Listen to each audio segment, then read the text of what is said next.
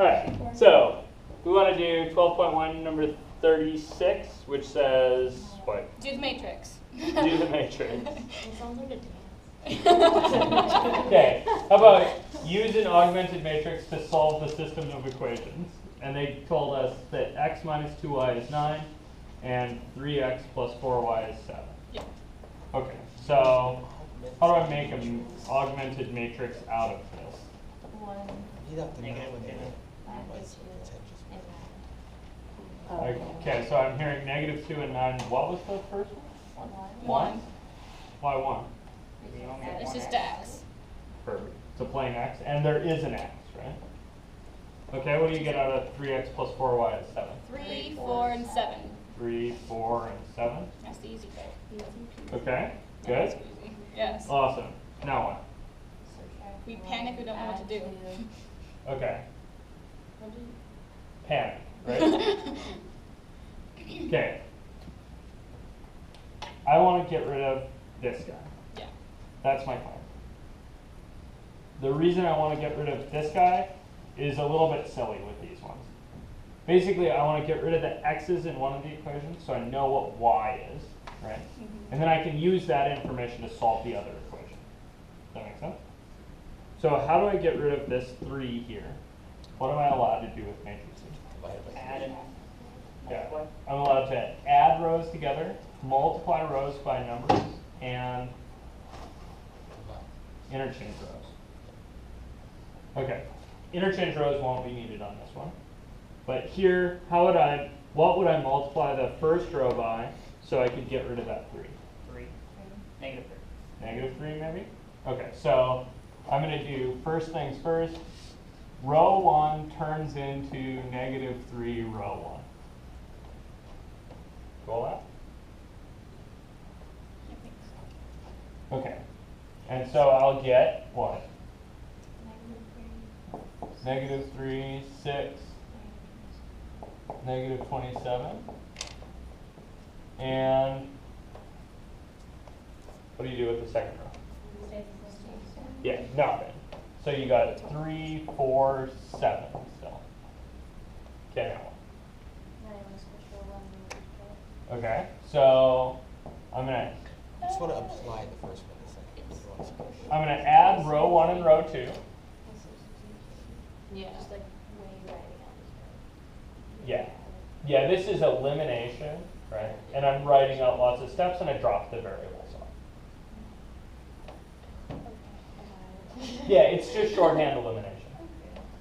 So which row am I gonna stick row 1 plus row 2 in? Row 2. Yeah, it doesn't really matter, but I said I wanted to get rid of this 3, right? Not that I wanted to get rid of this 1. But you could do either one. Yeah, but you could do either or, right? You want to get rid of the y's in one of the equation. It doesn't matter which one. So I'm going to turn row 2 into row 1 plus row 2. What am I going to do to row 1? Yeah, nothing, leave it alone. So I got -3, 6, -27. In the first row of my augmented matrix. And then my second row is going to be 0, 10, and negative 20. 0, 10, -20. Cool. All right. And at this point, you know what y is. Mm-hmm. See that? 10. Yeah. So this second row tells you what? You have 10y equals 20. Or, 2. oops, and y is -20. So y is 2. -2. And then what do you do with that information? Plug it into one. Yeah, you could plug it into several spots. So you could plug it in to the equation represented by the first row there. Or you could plug it into the equation represented by your original spot. Or you could plug it into your original row 1. I personally would recommend what? You guys know me well enough to know which one I should use. I mean, the easiest one would be that one, yeah, except you just have an X. Yeah, I'd go back to that first one. When we've got 3 equations, 3 variables, this choice will get more complicated. But for right now, yeah, that negative 2 is going to go in right here.